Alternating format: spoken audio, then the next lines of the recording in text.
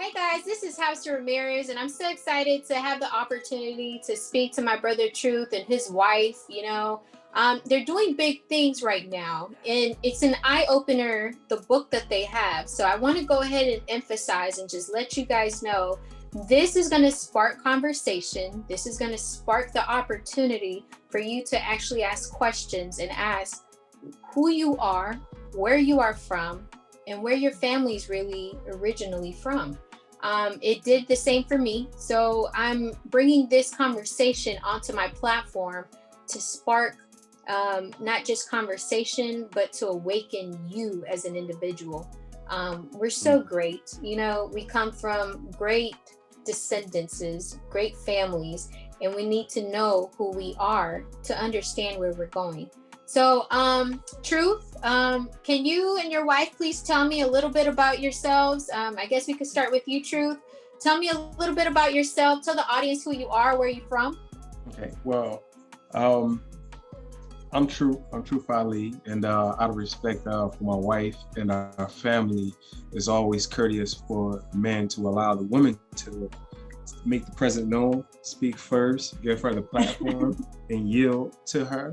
So I definitely want to do that, so that way I'm honoring my wife and my family, and I can come behind you and speak. All right. Yeah. I'm Maati Ali,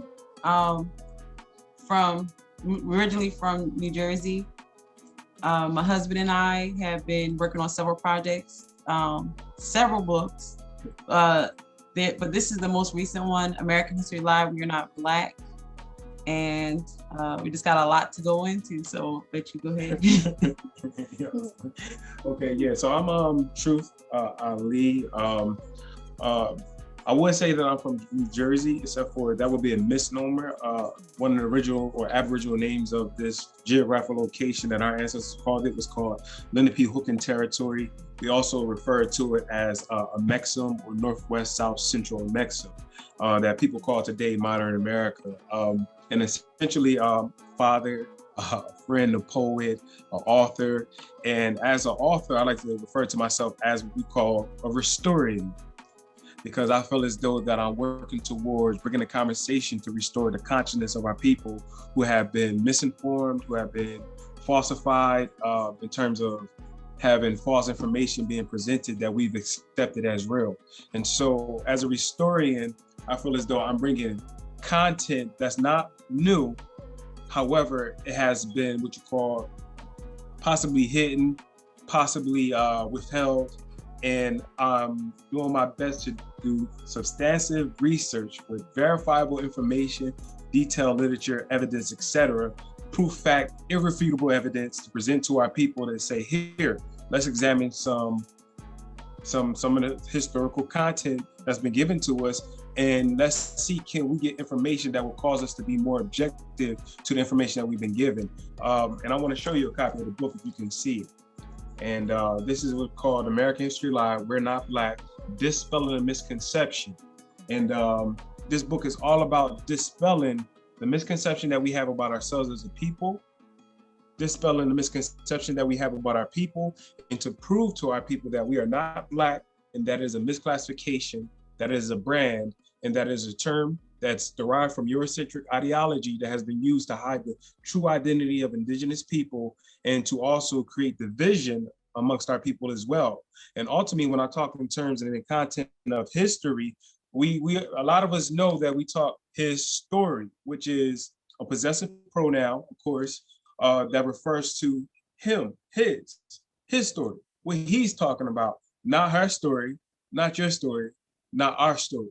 So for me, we are being very objective to the content that we refer to as history. And I kind of counter that with this content that I call the historical expression, because it refers to our story and it doesn't really exclude history, but it's not the sole content used to refer to anything in terms of antiquity or present day events going on.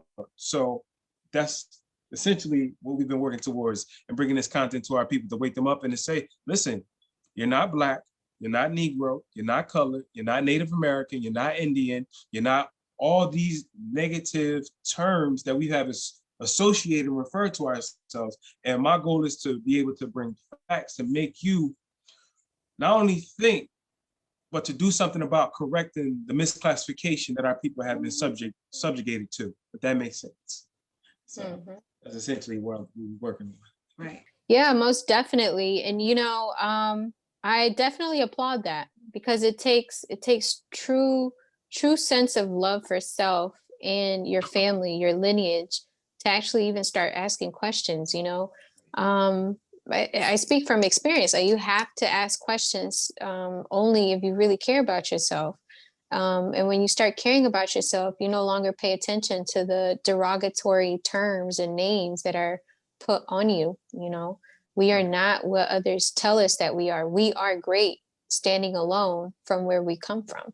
But where do we come from? So this book actually, like you mentioned, it definitely helps everyone understand that you have to do some digging to see where you come from, because all these names that have been placed on African American Black people, that ain't it. Right. I mean, it goes back into that right there. Just alone, just the craziness, the equivocal confusion that's being created as a result of these terms. For an individual to say, well, I'm Black, and then 5 minutes later they said that they're African American, then they turn back around and they said that they colored, or whenever they put their documents on or they fill out an application, they say, well, I'm going to put other. They do all these things, and when they do this, especially when they put other on a contract, is the indication that they're not aware or they're conscious of who they are. And when we talk lineage, Black is in the lineage, and most people, not only have we been misclassified, but the falsification of consciousness. Dr. Amos Wilson talks about this, the falsification of what he calls African consciousness. And because information has been falsified, we have inadvertently adopted, it has been also imposed on us these derogatory terms. It's no different if a Caucasian came into the room and it's full of indigenous people, what you call melanated people, who refer to themselves as Black, and they say, well, look at all these niggers in here, and we'll be upset. We'll be ready to fight. You'll see a whole riot and everybody be banging on this guy. You know what I mean? Like, because they're not going to accept being called a nigger. You see what I'm saying? However, they accept the term Black when it has the same inception as the term nigger, because it's a derogatory term used to hide the identity. When we talk about the term Black, we say, well, who came up with this term? How old is this term? And is it associated with any type of African or Aboriginal dialogue? And you find out that it's not. It comes from German, it comes from Portuguese, it comes from Dutch. When you go back and you do the history, it goes to Greece, you'll find out that this term has evolved from Eurocentric dialogue, or what you call Eurocentric language, and it has been used to just pretty much just misclassify the people and brand them. And it's simple. If I have property, whether it's pigeons, whether it's geese, whether it's chicken, whatever it may be, and I decided I want to give them a name, I'm gonna call them whatever name I'm gonna call them, but it's gonna be my brand. Coca-Cola is a brand. Black is a brand. People are marching in the streets screaming Black Lives Matters, and I understand the emotional attachment to that. Yeah, I understand the emotional attachment and the approach to get resolved. However, we are still following the same footsteps from the 40s, the 50s, the 60s, looking for economical, political correction. And Black ain't gonna correct the political, social status of our people. It's an emotional, connotative term, because Black the term Black as it's applied to people is associated with this negative stigma that you were slaves, that you was beaten, that you was deprived, that you was raped. It's all this connotative, negative, emotional experience that's associated with it. So we look towards it, we flip it, contort it to what we want to feel good about, and we say this is our identity, while the whole entire world is looking at us like we crazy, because there is no Black people in the United Nations, there is no Black language, there is no Black flag, there's no national flag. And we start asking people these things, and we sit down very simple and ask them and look at them in the face and say, well, what makes you Black? Or can you prove to me that you're Black? And they'll sit there real puzzled. And you'll find out that because they may not have the answers, they'll give an emotional response. You're not going to tell me that I ain't Black. You don't know what you're talking about. And they start looking at you sideways like you are misinformed when they don't recognize this is the issue with them. So let me yield the floor, because I know my wife had to say something. I was just following off of what you were saying. Also, during slavery, when a lot of people know this already, we were given the names of our slave masters. So Williams is Brand, Dickey is Brand.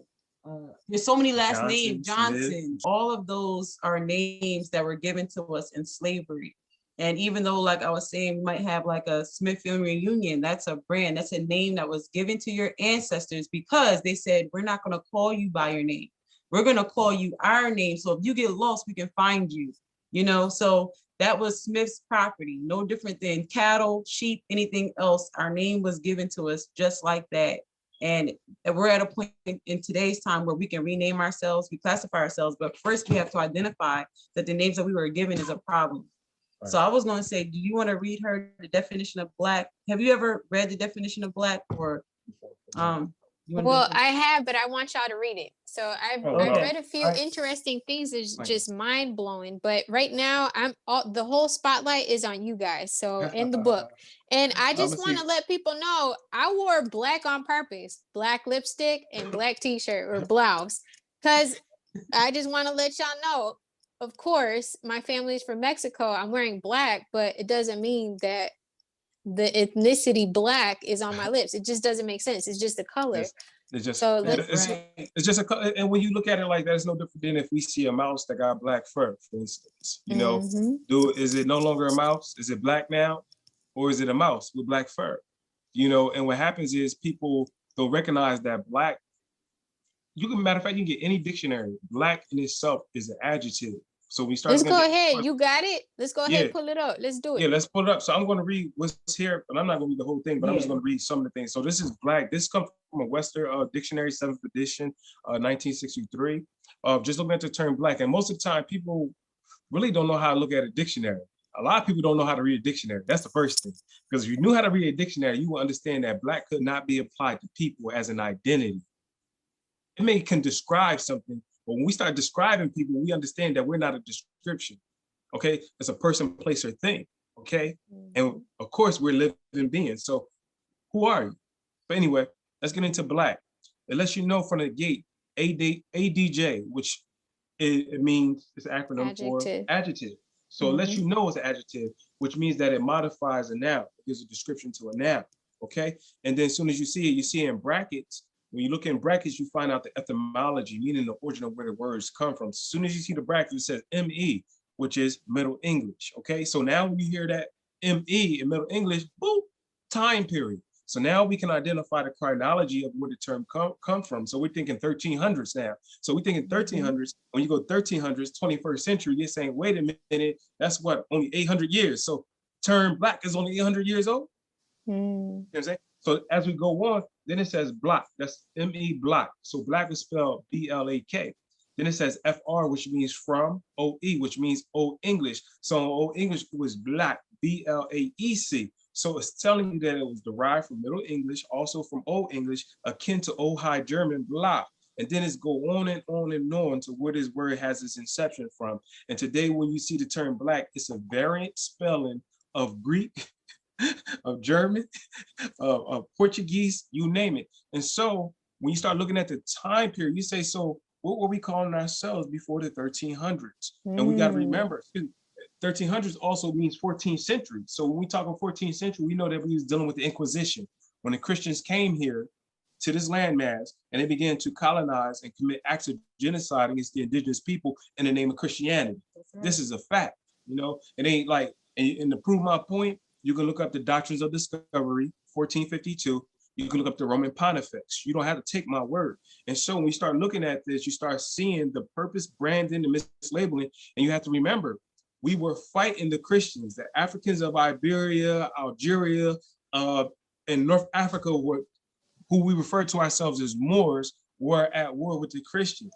And so when they came over here to what we call modern day America, they see the same folks here. They said, we got to enslave these people.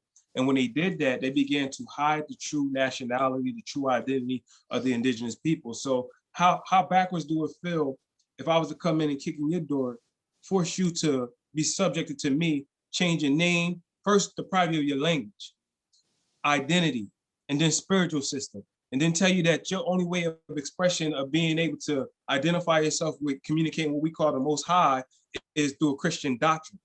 You see what I'm saying? And if you haven't read the Secret Treaty of Verona, the Roman Pontifex, or the Doctrine of Discovery, you're going to be under the impression that your concept about spirituality is predicated on Christianity. And I'm saying, no, it's bigger than that. It's Christianity is just one fold. And I'm not knocking, I'm just saying it's just one fold, and it has its inception as a result of the genocide committed against us. And so how does this play in terms of our people referring to themselves as Black? Well, simple, because you have to look up what you call the 1724 Black Christian codes. So this has all been documented and reported. There's nothing new. Look up the 1724 Black Christian codes, and also look up the 1740 Negro Act. These are doctrines or enactments that define what Negro is, what Black is, and what color is. And color is defined in law as prima facie evidence, something that appears to be real, but absolutely is not real.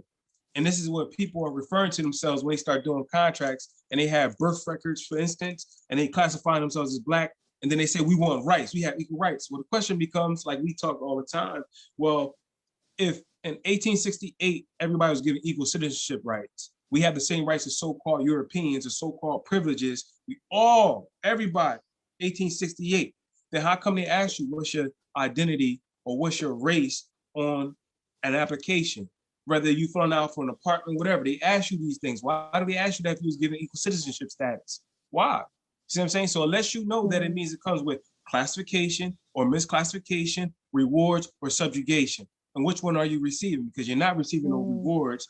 And then we have political leaders, social leaders that know these facts, but it's their job to keep you induced, to make you feel emotionally charged when you start talking about this idea of Black people. Oh, I'm melanin. Everybody on the planet got melanin in them. Okay, it doesn't justify referring to yourself as Black, because no matter how you look at it, it's a derogatory term. So the question becomes, what was your language? What was the name of your land? What was the name of your people? Where did it derive from? And what was our language? And what did we refer to ourselves at before then? What were we saying before the 1400s? And when you start asking people these questions, they get real puzzled, and they'll find some type of way to justify referring to themselves as a brand, right? You know, because it makes them feel good to say, I'm a Black man. Well, let's think about that. Most people say I'm a Black man, I'm a Black woman, because it's in opposition to what we call so-called white. Well, that's interesting, because the term Black comes from Eurocentricity. It's created by European people. So are you really escaping it? No, you're not, because you're still trapped in the ideology and the philosophies of Europeanization. And they call that Hellenism, which is Greek philosophy, the study of Greek ideology, because we're still referring to it and we're not escaping it. This is why we refer to the falsification of consciousness, African consciousness. You know, so you want to say something? No, you want to say something? No. Okay. Well, you want to say something? After he spilled all of it, he's like, well, you got something to say? Right. The book is he do that all the time. The book is so packed. It really is condensed with so much information. You got to take your time and go through it. Well, and the book is not. It's also presenting imagery, you know, from statues to paintings. We did speak about that. I did notice that last time we spoke. Can you go ahead? Would you mind sharing that with us? No, I can show you some pictures real quick on here. Yeah. What I do is I'll forward you a couple pictures too, just so you can have it, so people can see. So we start looking at the images, because the narrative that we've been given with American history is that we have been, in relationship to our people who have been misclassified as Black.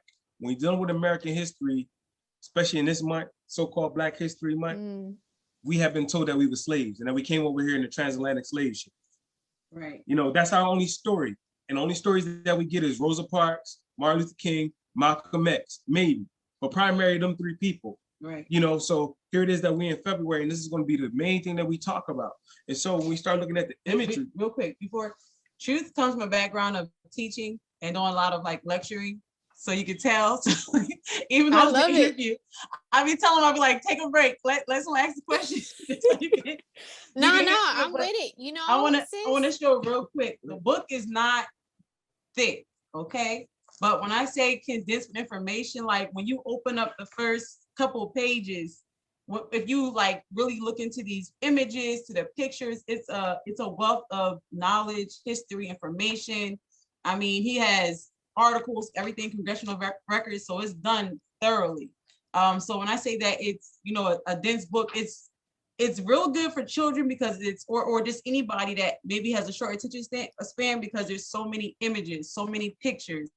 And at the same time, there's powerful points on every page. So it's just it's really well done. Right, Yeah. right. And that's the whole thing. And so essentially, like with the book, I have like, you can see it kind of, I have certain chapters in my book Yep. that refers to the Europeanization of Aboriginal people, where you see the original images of our people, so-called Black folks being decorated, looking like what we call modern day so-called Native Americans or indigenous people. And then you'll see at the bottom, you'll see the same people being depicted as Europeans. And this is the image that's being taught in the schools today. And so while we go to the book, I have probably at least, it's countless images. There's countless images showing you the Europeanization of Aboriginal people and how we went from being indigenous, everybody around the world being indigenous, to all of a sudden being slaves. And so whenever you hear Europeans who were colonists, especially Christians, talking about indigenous inhabitants, they always refer to them as savages. And then you say, well, they were savages. What did these savages look like? What did these indigenous people who you call Native American who were savages look like? And you find out that they was African people who migrated from West Africa, who not even migrated, because we forget that this was once one continent. And so it wasn't about migration. We was already here. Two things. What I ask people, it's like, who is really the savage if you over here killing folks and raping folks, like, and stealing identities? Like, your book clearly states to us that we are Spanish and Black communities, which of course, you know, we've had these things for so long, and they took it from us. And then they blur out who you really are with these names like Black or brown, just to mask and fuzz you out, to not really know who you are while they wearing your shit. That's called. There you go. So I want to say something real quick. I don't want to move out the point. Funny because, okay, well, go ahead. Yeah, I don't want to move out the point because I want to touch on what you just said, because the thing about calling somebody a savage, calling them infidels, calling people less than or inferior, calling them pagans, meaning they didn't have Christian gods. The reason for that was so that way they can be treated savagely. So if I say that you're a savage, then I come in with the sword and I'm going to kill you and rape you because I don't see you as having dignity. This was all what you call, for me, it's an injustification, but for them, it was a justification for them doing what they did to us, to murderers, to rape us. What do you call it when you plan out how you want to murder somebody? What is that called? Oh, it's called premeditated murder. Premeditated murder. Well, that's why you go. Well, that's why you go. That's what it always is. And that's why you go back to the doctrines of discovery. You know what I mean? You go back to the Roman Pontifex. You go back to the Secret Treaty of Verona from 1213. When you start reading these popes' edicts, these are edicts, meaning doctrines that were created by popes. Pope Innocent III, Pope Alexander III, and the Fourth. When you start reading these doctrines, you understand why they came over here and started killing us in the name of their religion, and started raping and killing and murdering the people. Yeah, these things were just like in our community now, where they put drugs, liquor stores, and it's all premeditated murder. They plan out what they're gonna put in our community, how they're gonna set us up, and then they watch us walk into it. And that's just like gangs. Like, you're right. You know, it's like gangs. Like, a lot of people are like, oh yeah, you know, this set and that set. Nah, motherfucker, like, we need to wake up. We are the same people. They got tired of killing us directly and getting the fire and backlash for it. They actually dropped dividing our own. So not all skin folk are kinfolk, and that's what I be trying to tell people all the time. Just because you look like me don't mean you with me. So you know, they dropped two individuals that would be willing to get paid to start a fight amongst two different communities, while the white people would sit back and just watch ourselves get killed. They don't have to do it no more. They let us do it for them. So, you know, all this shit has been started from a long time ago, and it's just evolved. They have learned how to master this manipulation, and like you mentioned, premeditated murder amongst our own communities. And they no longer and then they can stand back and say, well, we don't have anything to do with it. They do it to themselves. And I find it so interesting because before my husband started this research, I really was like, I held on to the term Black and was like, this is from ancient Kemet. This word is from antiquity, our ancestors. And when he brought up the facts and showed me that it had nothing to do with, as we call Africa or ancient Kemet, and as we went on, we found out even Africans themselves, people from the continent, so-called Africa, don't call themselves Black. They call themselves based on the land that they're from. You know, they're not Nigeria or Nigerians. That's how they speak to each other. Only here are we lost in that language of calling one another Black or Negro or nigga or anything else. So that is true. I had I still have a friend. His family's from Nigeria, Chimika. Shout out Chimika and his business. He actually speaks about how different families back at home, they actually refer to each other based off a tribe. So if one household is named so and so, Chimika last name, then they say, oh, you from your father is so and so, so you from the tribe, you from the house of, house of, and then you say your dad's last name or your grandfather's last name. It's like, yeah, we know you, you good people, so that's how people refer to each other in other lands. You're so and so son, and you're from this area, you're from this tribe, this region. Oh, we know you, and it's respect. So why is it that it's so different here? Because it's been diluted for so long to keep us blinded from what has really been going on for so long and continues to be going on. Yeah, I mean, this is a process that we call denationalization. Denationalization is a process of where a person is deprived of their national identity and they're forced to assume the identity that's given to them. And when you start studying things like the Sundry Free Moors Act or the what's his name? I'm trying to think of his name. What's the other act that we was looking at? The Dred Scott decision. Oh yeah. When we start studying the Dred Scott decision, and we start talking about a people in a Dred Scott who was an individual who was placed into what you call slavery. He was kidnapped, placed into slavery, and once they so-called had the emancipation, he was not able to prove that he was an African. He couldn't prove where he came from, basically. And because he couldn't prove where he came from, he had to be forced to assume being classified as Black and being classified as a slave because he could not prove where he came from. He didn't know where his mother was from, where his father was from. All he knows is that, we're free now and I have a right to be free, but he could not prove where he came from. And in the Sundry Free Moors Act, it was different because in that particular act, that was like, 1740, where the Sundry Free Moors, who were people who were from the land of Morocco, so of course African people who were kidnapped in Europe and then placed into bondage or into servitude here in America, who said, listen, when y'all pass this act called the Negro Act, I don't want to be classified underneath there because I have a nationality. They said I'm a Moor. I'm not Black, I'm not a Negro. And the question becomes, why would we think that these Moors were Negro? Is because the simple fact of the matter is we know that Negro is a term, it's a brand, and that the people who were enslaved, so-called Africans who were enslaved, had a national identity. It's just that they kept referring to us as Black and misclassifying us as Black because they stripped the name, stripped the identity, and we, as a result, centuries and centuries and centuries later, you're not able to make any association to it. Again, the term America, how ridiculous is it to say, again, I'm African American, and say it proudly, with confidence. Then you say, well, where do America come from? Where's that term derived from? You find out that it comes from another European whose name was, Amerigo Vespucci, who the term came from. And then we find out that the term America was derived in 1507. So when you're looking at where this term was derived from, so before 1507, we wasn't referring to ourselves as no African Americans or even Africans. We wasn't doing that here. And we start looking up the word Africa and where that term comes from, we can go into a whole history of information to find out that these were all mostly Eurocentric terms or terms taken from what we call African culture and then represented in a diluted way, like you said, right, or a perverted way, a distorted way. You don't like the term what Egypt means, burnt faces. Yeah, that's a Greek term. Burnt faces, that's what the word Egypt means. There's so much, like, what I was gonna say is that we were here way before they ever arrived. And they displaced us by calling us a different name, burned our libraries, burned our information, burned everything about our culture, and then renamed us and told us this is our start date. This is where we came from slavery, off slave ships.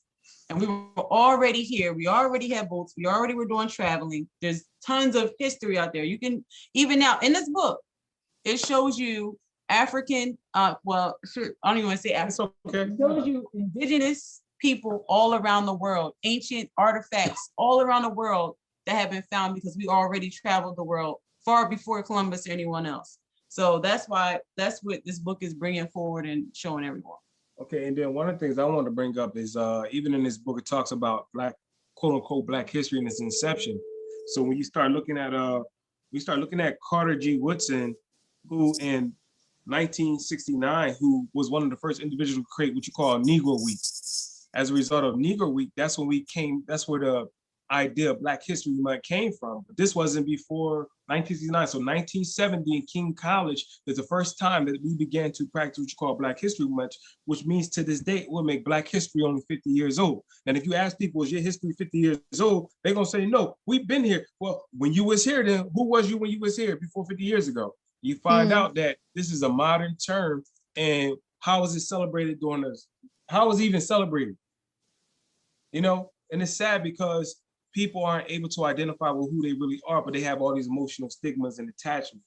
And so that's why we say, one, American history has lied because it has purposely falsified information. We are not Black. And if anybody's saying that they are Black, just sincerely, give me the proof, give me the evidence, provide us with the facts. And if they can provide us with the fact, I'll take this book and I'll recant this book.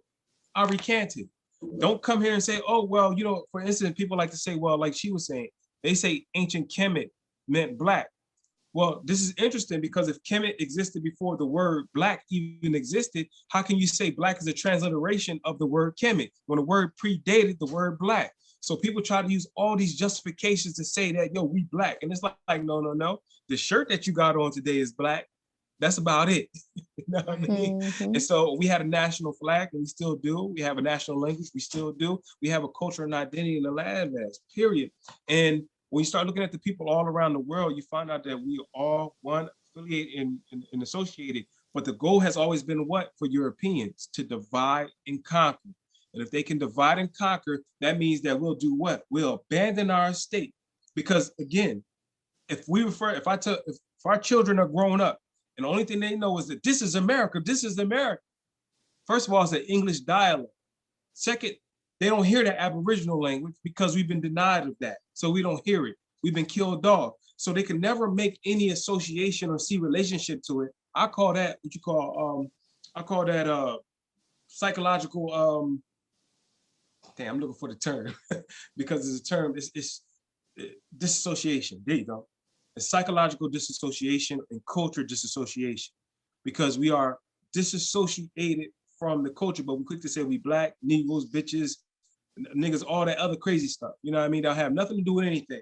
All the negative connotations, we embrace it, but as soon as you give them information and say you're not Black, people fight it, they reject it, not recognizing that we're only giving them tools and degrees to help strengthen their approach politically. Because imagine if we came together as a nation, which is completely different than saying that we Black, which is property, because remember, property do not have rights. And if you're classified as an African or even an African American, when you look up the Naturalization Act of 1870, the first time the term European or the first time the term white was even used, they started classifying Africans as aliens.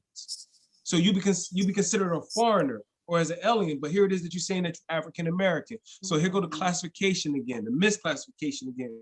So we got to pay attention to what's really going on, because people haven't taught us civics, and as it relates to our story, we haven't been given. We've been given his story every day, social studies every day, that's predicated on falsification, that's predicated on lies and deception, and we have adopted this. And so when people hear it, it's what you mean? You go into that psychosis, what you mean? Well, here go the evidence. And so it'd be challenging because people still refer to themselves as Black. It's challenging to get them out of that conversation, because once they free themselves from that, they begin to break the mentality that's adopted with it, because it's a creation. Then you start to question everything. And then that in turn becomes a problem to the oppressor, because whoa, wait a minute. What you mean you not what I told you you are? Now what you finna do? Then we become a problem to them. Yeah. But they need us to, see, the goal has been to keep us to acquiesce and admit to being Black. Because if we acquiesce our birthrights and admit to being Black, then that means that for them, well, you have no affiliation to this land because you came here on slave ships. Right. So you don't have no legal lawful rights. So Black essentially, like Elder Ty Sharik talks about, it makes you non-descendable because you cannot inherit something that you keep disassociating yourself from. You don't know you, and you won't even stand up for it. Yeah, you don't know that it's yours. You don't know that it's yours. All throughout school, it's been a really, for myself and a lot of the people that I know, it's been almost a thing of shame to be Black because every year it's perpetuated. They teach this to keep it in our psyche, this thing about slavery. And it's done strategically at Black History Month because it's like, now we're going to tell you about yourselves. And we open a book, you see women with very dark skin, kinky looking hair with scarves wrapped around their head. And that's the only identity that we have to identify with where we came from. Because when we ask our parents, where am I from? They say, I can't tell you. They don't know. So this is all we can associate ourselves with. And now moving forward, where are we going with this being our mindset? That all we are people here to pretty much breed and take care of other people. That's from what we know is our history. But when we open up this book, my husband will show you real quick about the minimalization of our culture. Because over time, we went from pictures of grandeur. When they rewrote our story, we became smaller and smaller, and our features became less desirable. I mean, I know you've seen the pictures of Samba with the, big white, almost pink looking lips and different faces, but he's going to show you. I'm thinking. So this is the minimization. So this is the minimization of culture. So in the image, you see a woman who's representing what you call America. Then at the bottom, you see some African people who's dressed up with tobacco leaves around their waist and feathers who look like some possible potential Native Americans, so-called Native Americans. Well, here go a bigger picture of them. They look like little children compared to her, but these are full-grown adults. Look at the details in their body, right? We got more pictures depicting the same. So in this, we are revealing the minimization of your culture and how they take it away from you. And then in the next phase, we show you, this is a emblem of America from the 1700s. In the back, you see what looks like a little African reading a book. But you know daggone well, in the 1700s, there was none of us reading no books. And what's going on? Now you see right there, this representation of Europe. You see that lady with the headdress on? How was it dawned on our heads and then taken away from our heads and now placed on her head? And now she's representing what you call today America, so-called America. So they take the culture in front of you and claim it for themselves, and then they minimize you and put you in the background and make you and reduce how you are. And this is essentially some of the things that you're going to find out that's in a book. And it's just to reflect and to show you what has been being done. So that means that if your culture has been minimized, essentially how you identify has been minimized. And of course, your relationship and how you perceive other people has been minimized. And so while we embrace these people today, while we accept and we tolerate without question, that means even we don't question them. And as a result, we don't question and ask questions about our own culture, about our own lineage. We don't see it, we don't ask for it. We kind of like accepted it and think that English is our language. I said, well, look, why are you speaking English and you're not even in England? Okay, you're not even in England. Okay, I'm not even from England. So what is the language of our ancestors, and why is it important for us to have? Well, you got to remember, we're talking about consciousness, because your natural state of consciousness will reject certain things. It will fight against certain things. So ultimately, when I talk about American history, I talk about American history in terms of it being a weapon, a psychological weapon used against indigenous people in the world over. And even Europeans, their children are finding out the truth. And even them, they upset. You know what I mean? Like, what's going on? And this ain't to bash any other ethnic group or none of that. It's to expose the facts and say, here it goes. Here go the evidence to the contrary. So we could talk about all the racism in the world. Here go the evidence to the contrary. Because like my wife always says, she said, racism is a proven system that has proven results that you can see and identify easily. And for me, I don't just say racism, I also say alienation. Because if I can alienate your consciousness and alienate you from your identity, then that's all I need to do. And I don't have to worry about you coming back and asking or demanding something be given back to you. We're going to beg for privileges. We confuse privileges with rights, and we confuse color, Black, with it being an identity when it's not an identity. It's not a nationality. It is a dead status in law, civil little mortuus, which means dead before the eyes of the law. And if you don't want to take my word, look it up. Go get a Black Law Dictionary, look up the definition of Black, look up the definition of color, look up the definition of Negro, and see how it applies, because you marching and you protesting, and I get the frustration. However, that's not the remedy for us. We have to correct the social political status. That's what has to be. And to do that, you got to give people new information that's going to make them think and be objective to the information that they've been given, period. Right. So, and that's just my take on it right now. Oh, yes, you have some questions? Yes. If you have any questions, Leslie. Oh, yeah. So I did, I think it's like $40 right now. It's Black Law, the fourth book. Yeah. I saw this young man started reading from it. I picked it up from 3150, the clothing line. So shout out to my brothers at 3150 clothing line. They were reading definitions of the word Black, the word white, the word, just different words in this book. And I was just like, yo, I need this book. It slowly opens your mind into the bigger picture, which we're discussing now, and a lot of people know it took a long time for me to be open-minded, to understand that not all white people are the same. What happened hundreds of years ago, I know my neighbor had nothing to do with it. He here now, she here now, but it does not take away from what certain Euro people have done, and even the Spaniards have done long ago. It doesn't take away from that we're constantly living in this identity theft, so I want to thank you for that, because even in that picture where they minimize the identity of African, so to say, or indigenous, they minimized it, a grown-ass man with abs, but you minimized him to be less than this white person, Right. So I do see that, because at no point were we allowed to even read or talk our own languages. There's this metal thing that they used to put into the slaves' mouths with a knife, because the black women have been the strongest asset, backbone to the family. Black women would speak so much into you that you could have a shitty ass day, and after she uplifts you and she's done with your ass, you go out there and build a whole goddamn house. No, that's right. So, and they know this, they've known this for so long. So for us to even, like you were talking about, even talking English, it's like, and then my homeboy always says English is not even English, it's like a fucked up version of what used to be Latin and all that shit. He was like, this we're not even speaking properly.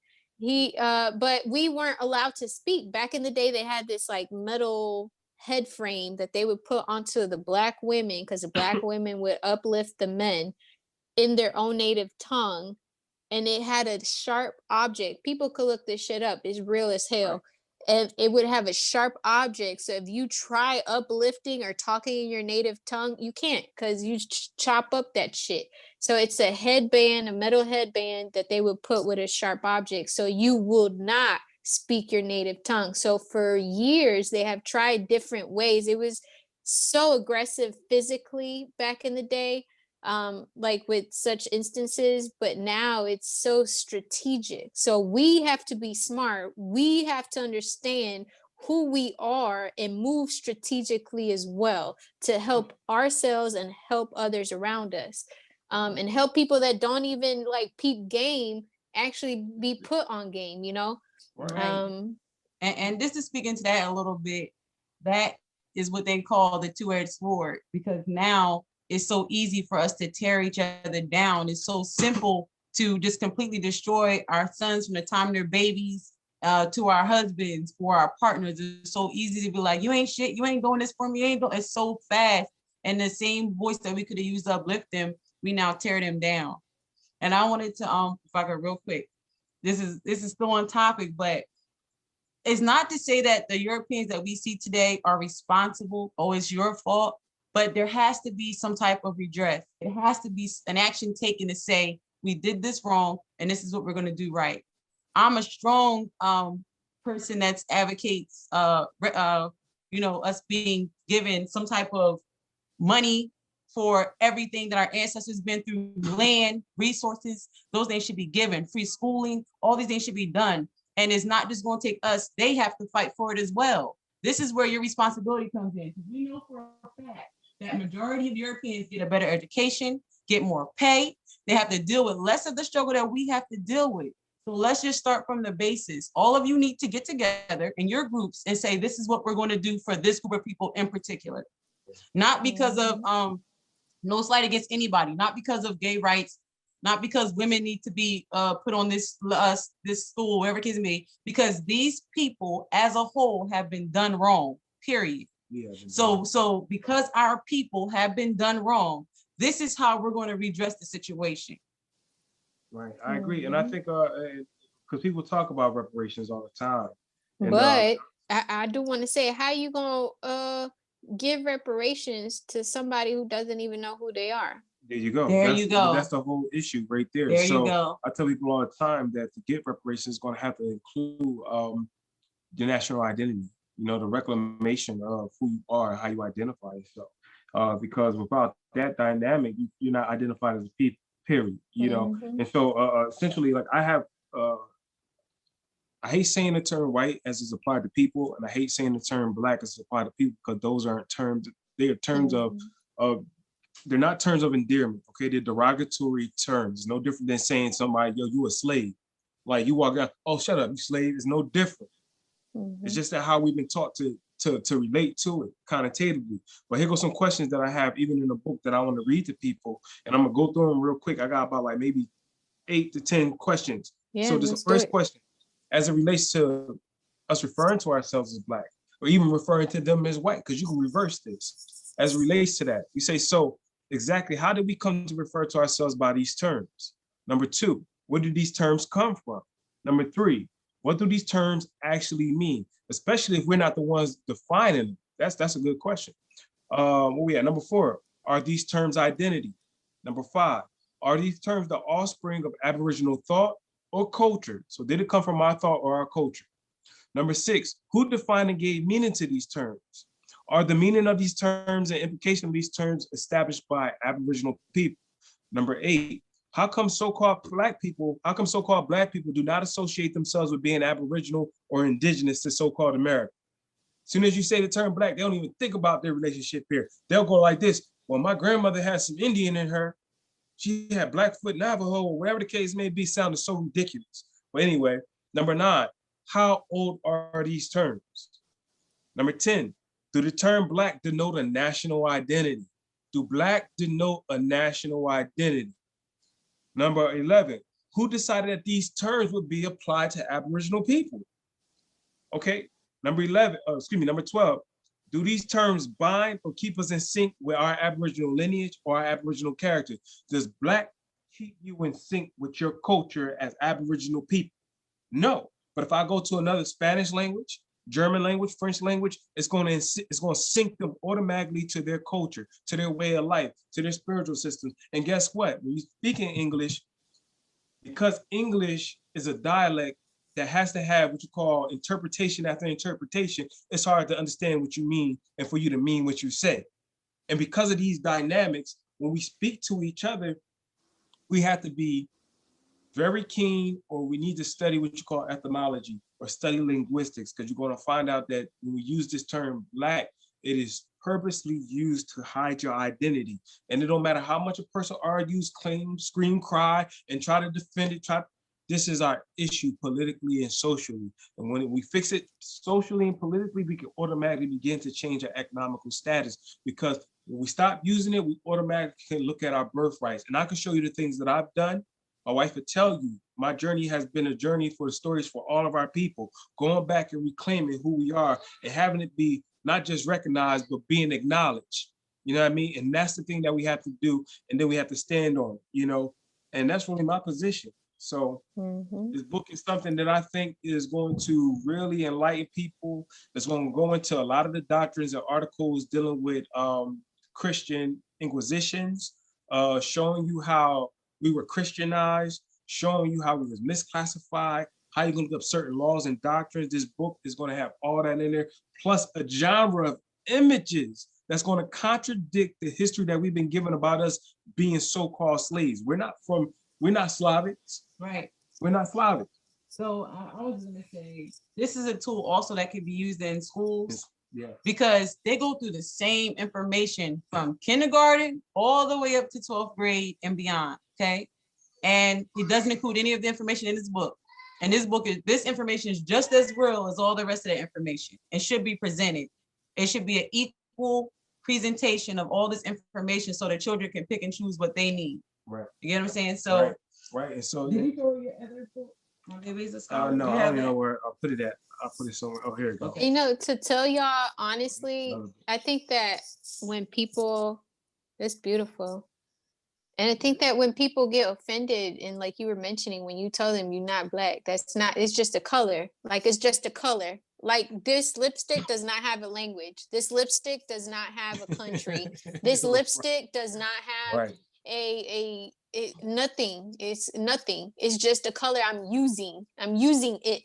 It's just a thing. A color. It's just this. Anywho, people are gonna get offended because all they've known has been a lie, as cliche as that sounds. So people naturally want to hold on to something that defines who their whole life has been to be. Like, you are in, you know, you're moving in life and you are in your groove of life, and then you're tearing it down with the truth. And it's play on words. Then you're tearing it down with the truth that you are not a simple crayon color. You are much more than that. How can it be? Like, it cannot be. Initially, it will be a fight. It will be a denial for most that are very grasped onto the idea that has been masking us all. But for many of us, I think we're ready for it. You know, I want to go ahead and put that out there. We're ready for it. Like, we're ready. It's time. And I think the offense is, like you said, because people go into denial. And what happens is, when people go into denial, it's because they don't have the proper information to support how they feel. And not only that, they don't have the information to support what they believe. And we're not dealing with beliefs. We're not dealing with how you feel. We're not dealing with opinions. We're dealing with the evidence. We're dealing with the facts. We're dealing with the truth. Now, once you get it, like I've learned, once you have gotten it, it is your responsibility to do something about it, because you will not say that you was not informed. Now, when you misinformed, I get that. But now we're telling you. And so you should be offended. You should be offended that somebody even called you and branded you as black, Negro, colored, or whatever it is that they calling you today, darky, spook, whatever it is that they decide they want to call you. That's where you should be offended at, the person that has been purporting this, not the individual that's liberating, that wants you to think, that wants you to be objective, so you can begin to do the work that's inferred on your spirit to do. Because we got so much undone work that people are supposed to be doing because of their misconceptions about themselves. So the misconceptions about themselves also placates to the misconceptions they have about other people. You know what I'm saying? There's no people that's going to kill you, commit acts of genocide, rape, pillage, change your name, and then they're going to give you, and then tell you that they love you, and then give you a Bible, or give you a Quran, or whatever instrument that they give you, and say that this came from God and we love you, please forgive us. When they use those instruments to enslave you, and we can go inside those doctrines and prove this easily. We can prove this easily. So it ain't about your emotion. It's to say, why, like I asked myself, why are our people suffering, continue to experience the same experience? The only difference between it being done directly, like you were saying earlier, is that it's been structured, it's been reconstructed, and it's been more cleverly hidden, because people have more technology and resources to hide. They got more funding streams to develop and strengthen their technology to hide it. So now when we deal with it, it's all impressed upon our minds. Right. Because Dr. John Henrik Clarke said it best: a person that's in power will not educate you to take away power from them. So I have to keep you reduced to thinking that you're black. And if anybody want to look up something, look up the 1832 Henry Barry speech, okay? Look it up, the 1832 Henry Barry speech, who talks about how they wanted to pretty much take away and create the emancipation so there was no more slavery. But his whole position was to keep the Asiatics or indigenous people, what you refer to as black people, ignorant, keeping them ignorant to the beast of the food. He said his only job is to not only reduce the light, but to extinguish the light from their mind, so that way they will be completely ignorant for life. Right. He said there has to be a war between us and them. And it ain't that it gotta be that. This is just how they think. That's not our thing, and that's just how they think. But they want to reduce us, period, and keep us ignorant. Right. And once you understand this, you understand why the Board of Education in 1902 was funded by Rockefeller. You will understand it. You will understand why it's purposely taught the way it is. You cannot have social studies. The only time you talk about social studies, you're talking about fucking George Washington and shit. Who want to hear about him? Yeah, and in the social studies, all you really hear about is how much they colonized so many people, And how it. they slaughtered. It's just like them bragging about everything they did. You don't really hear even distribution of everybody's real stories. They still promoting Thanksgiving, Right. even though that's very offensive to a lot of people. You know what I'm saying? So I was going to say that a lot of the times these groups are financially benefiting off of using the term Black. When we look at the bank that was first started, for the Freeman, was it the Freeman's Bank that was started? Bureau. They're still trying to figure out what happened to all that money. Okay, when we look at Black Lives Matter, we are not the owners of those. Did you tell her about those companies? Yeah, they're owned by Jewish people. We're not the owner. We're not the owner of those companies. That funding is not going directly to our community. It's not happening. So a lot of times these funds they put together are not directly benefiting us. So it really is high time for us to really look at these things critically. And not emotionally. Not emotionally, and start to deal with them. I was there when we had our child, and we're in a hospital, and they didn't even ask us who we are, anything. They just automatically marked up, I'm Black, he's Black, this child is Black. And we went through it at the hospital just for standing up for ourselves, saying, hey, these are our rights that we're standing on. This is how things are gonna go. And we had so many problems just based on standing on our ground. And in the end, we stood our ground and we won. But, you know what I mean? Just for the simple fact that you have to, when you go places, they want to automatically put a label on you and don't even give you an opportunity to express who you are. Well, that's why I'm telling everybody, look up the 1740 Negro Act, because you understand that Black is defined as a color, which means the symbolic of, or the appearance of, is prima facie evidence, meaning on the surface it looks to be this way, but it may not be this way. So you may look at me and make the assumption and say, yeah, he's Black, he's African American, he's Negro, when the truth is, just like with you, Leslie, they said, oh, we thought you was Caucasian, what they refer to as white, when they should have said, well, what's your nationality? But they never bothered to ask you. So on the appearance, you may look like this, but really this is your bloodline and your lineage. And it's no different than our people. And so when we went to the hospital, we have all that stuff corrected. All of it, because you're not going to misclassify our people, period. Because once they misclassify you, they treat you according to the property status that they classify you at. Black is a brand, okay? Period. And no matter what people feel about it, that's just what it is. It's not an identity. It's not even, you don't even look Black. See what I'm saying? And they don't even look what you call white. Right. But we need to understand that we're dealing with what you call alienation and misconceptions, period. So that's what this book is about. Dispelling the misconception that we have about ourselves, and we can have these dialogues, because at the end of the day, we can easily prove that, look, you're not Black, period, if you're referring to yourself as that. Right. And we can easily prove that, look, you're not white, period. And I think for a lot of people, they want to figure out, well, what am I going to get as a result of this? Like they want to say, okay, if I change myself from being Black, do I get, some extra money? Do I get this? Do I get that? And we have to get beyond that. First, let's fix our status on who we are, period. Okay, but all that's included. Don't get it twisted. You know what I mean? Your tax exempt status, all these things are included. But the first thing is you need to understand who you are, and then collectively we can collect this land, all these things that are ours back. Yeah. So it's just so important to sit down and get this information, teach it to our children, make sure it's in the schools, make sure everybody bringing this up. This is an issue that needs to be addressed. That's it. Mm-hmm. Mm-hmm. Yeah, most def. 1 second. I'm gonna cut it right there. Boys, can y'all come here real quick? I've been texting you for the past 5 minutes. What are y'all doing? What is Puda doing? What is Isaiah doing? That's how you guys do. You guys each child individually. Okay, it's your day, right?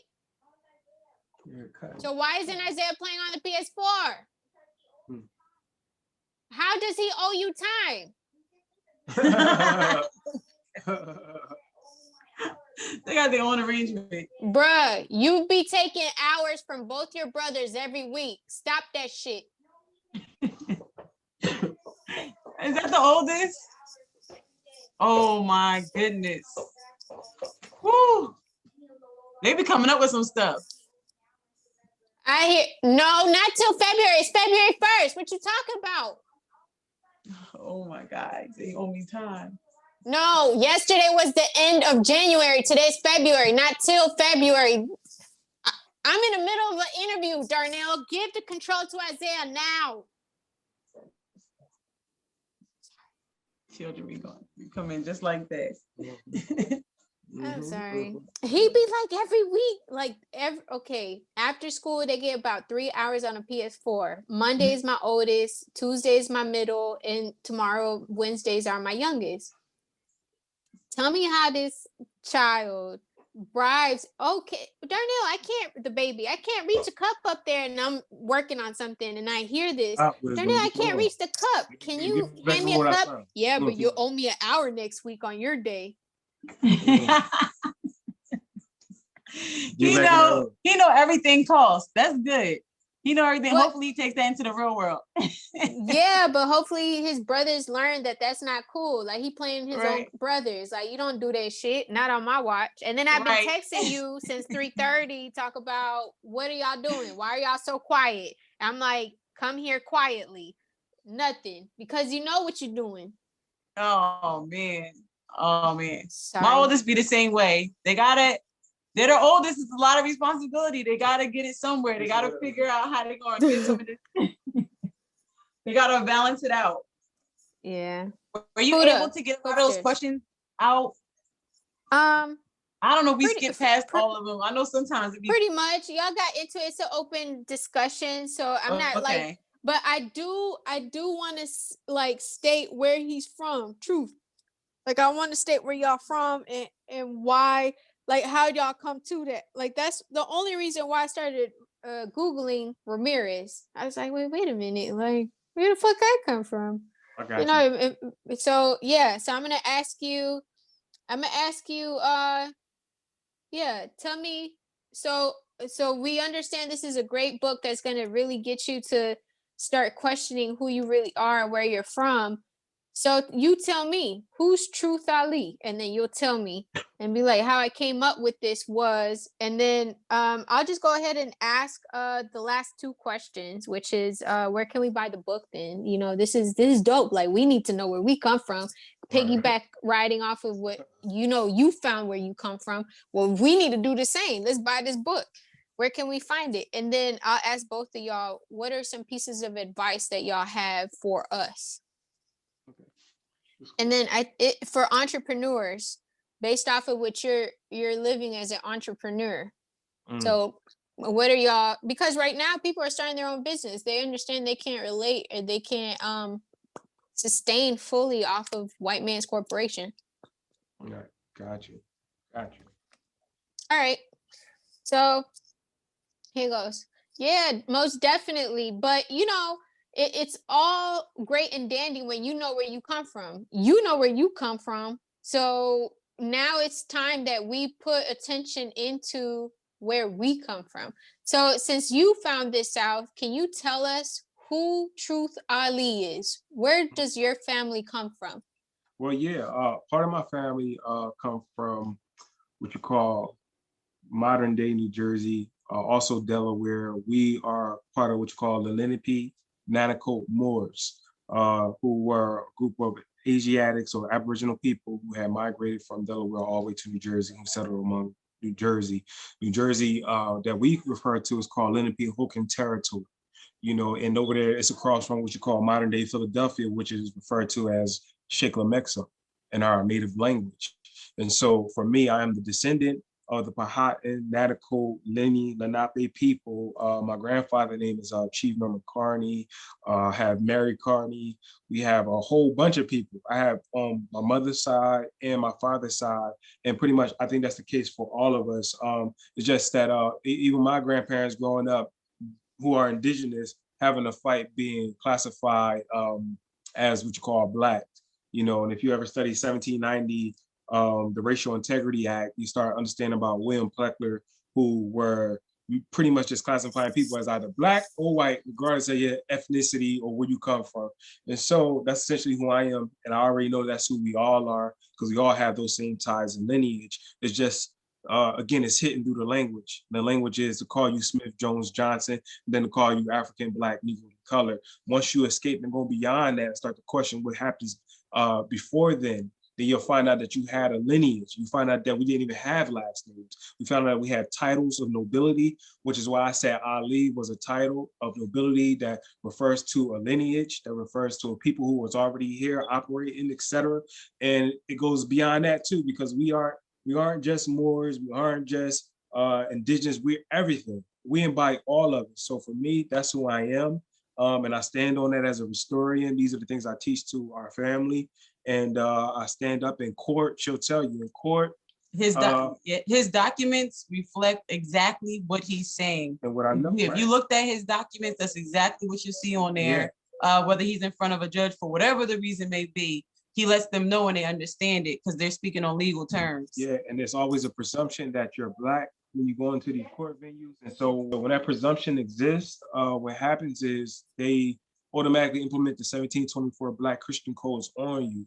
And as soon as they hear your last name, the Smith, Jones, Johnsons, or whatever it may be, as soon as they hear it, they automatically associate you and classify you as property. In law, that's called MREM. They classify you as property. So my position has been to present my own documents, my own instruments that reflects my consciousness as being Asiatic, as being indigenous, as being a Natico, as being a Moor, and standing up on these things and saying, listen, this is who I am. And as a result, I have been beating all my cases because it's always about the status, and Black isn't the status. Let me say that differently. Black is a dead status. It has no legal right, which the courts are bound to judicially know. Right. And you look up the word color in the law book if you want to see what I'm saying. Yeah, the judge cannot even move forward without first establishing jurisdiction. Right.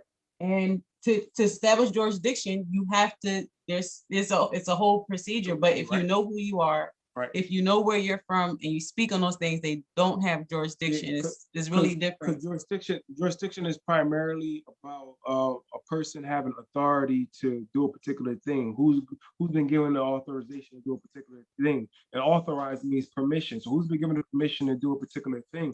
And when you talk to a people who, like I do, I say, well, who are you? Oh, where you're from?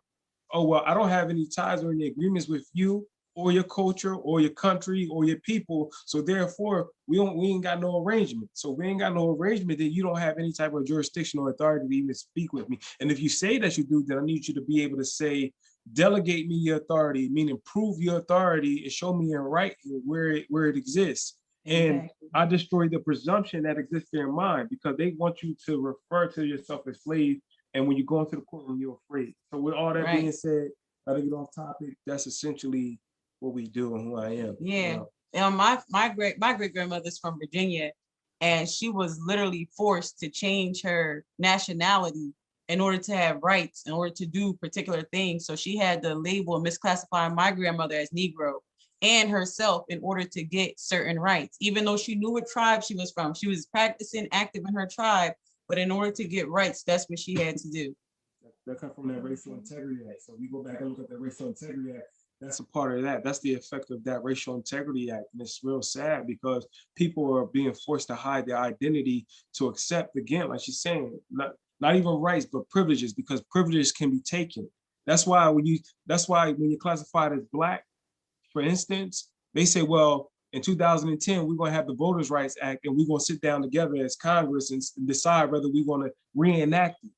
Because remember, they can take away privileges, but they cannot take away rights because rights are inalienable.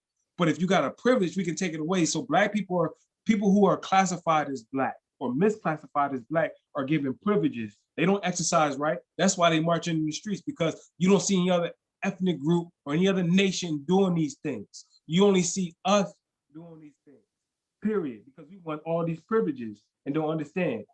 So that's a whole conversation within itself. Right. Because he's dealing with status once again. Right. And a part of our responsibility is, like he's saying, to rename ourselves.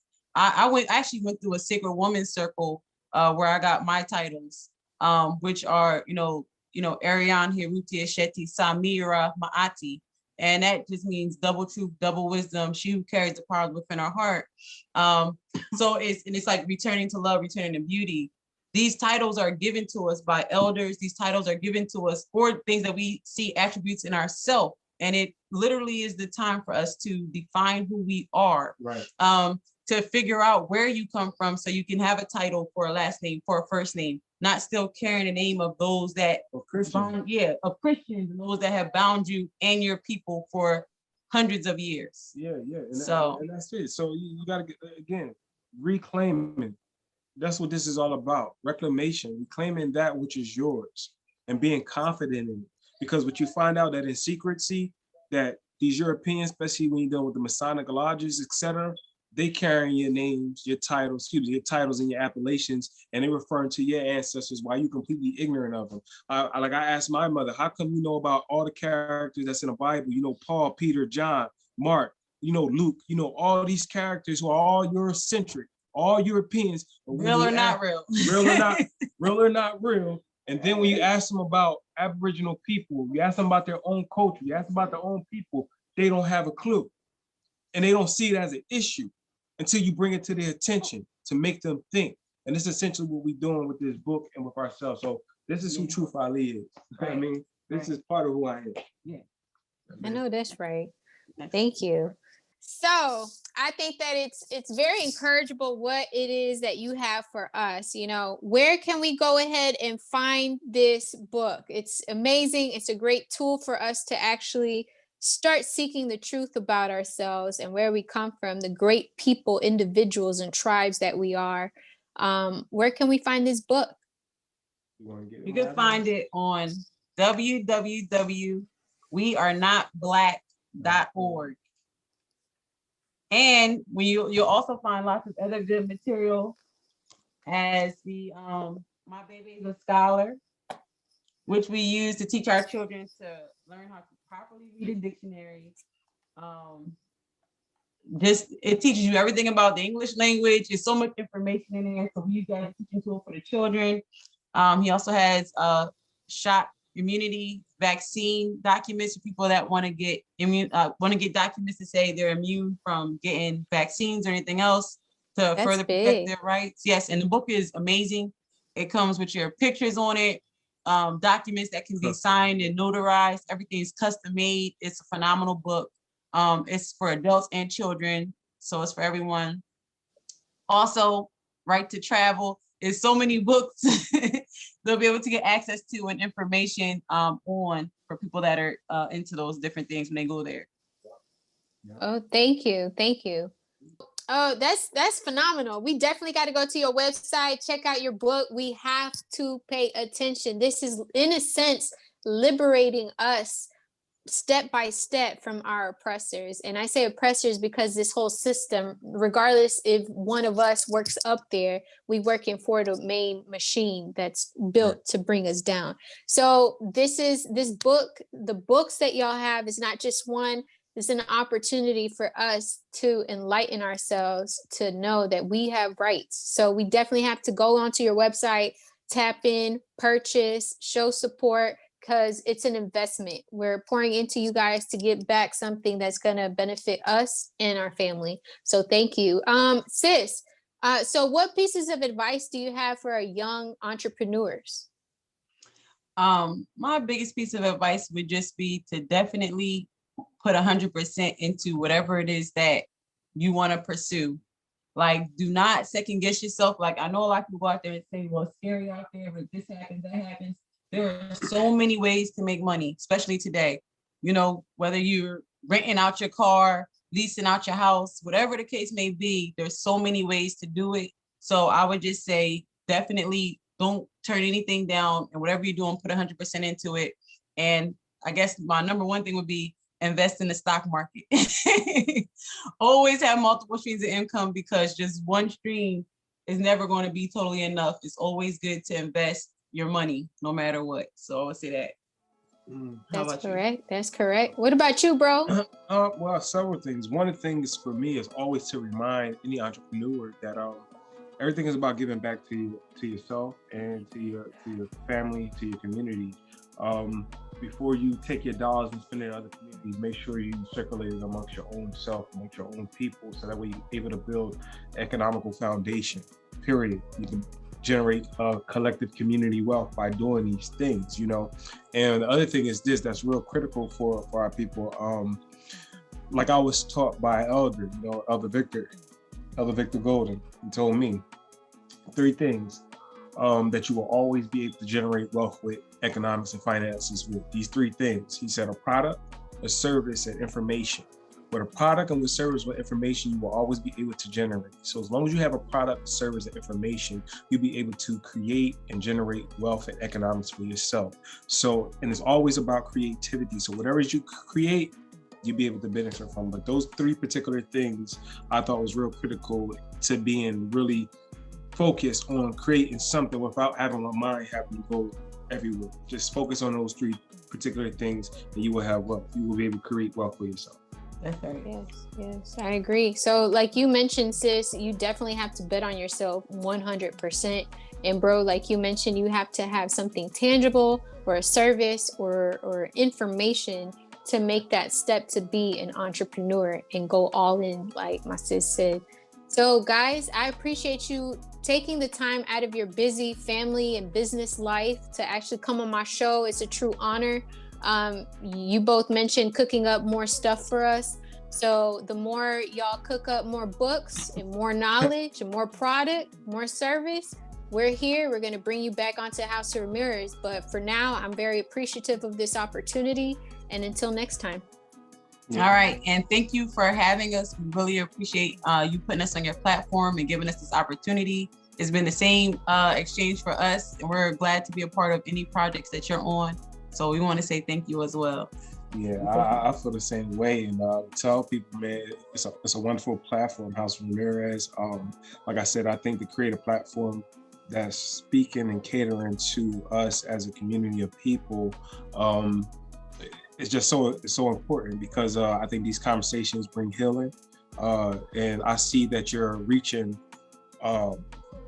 economics. I see that you're reaching healing. I see that you're reading just all those dynamics that things that we need to law, everything that we need to heal. I think to be able to do that and bring it together, like I'm here to support you, whatever I can do and show up because we need it and I appreciate it. I know everybody else, especially in the long run, especially your children, they're going to appreciate it because they're going to be able to reflect back on these conversations and all this information that you brought to them. And trust me, we need it. You know, we need it. So thank you for having us and inviting us. And hopefully, you know, we measure up to just what your platform represents, you know. And so I look forward to seeing the interview later and seeing how everything turns out. Yeah, and definitely. Us being able to share and whatever we can do on our end, let us know because we want to share anything that you're doing with our friends and our family because we got people that be following us too. Right, so, right. That's right. Yeah, it's unity amongst each other. That's what's going to get us far. So yeah, most def. I appreciate y'all. And until next time, thank you. All right. Yeah. All right. Peace. Make sure to follow House of Ramirez on all social media platforms.